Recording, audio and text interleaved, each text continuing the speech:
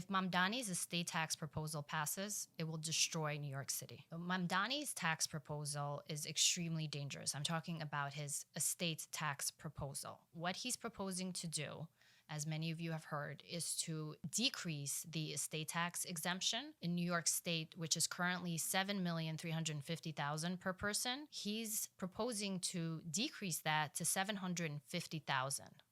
Now, currently, the New York State estate tax is also capped at around 16%, and he's proposing to increase that to 50%.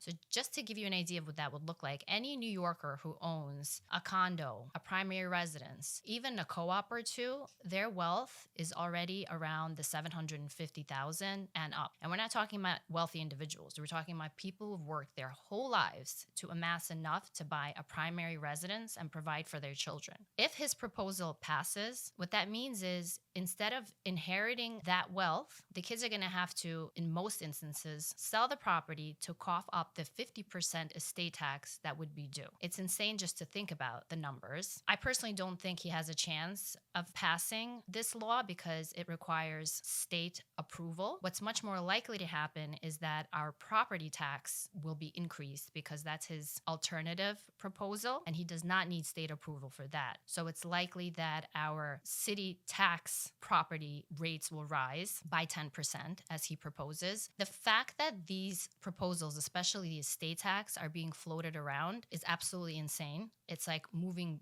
back the clock to communist socialist times and negating everything that New York has stood for in terms of being the capital center of the world, of being a shelter for those who work hard to provide for their children. Just the fact that these ideas are floating around and being supported by some is, I think, very dangerous.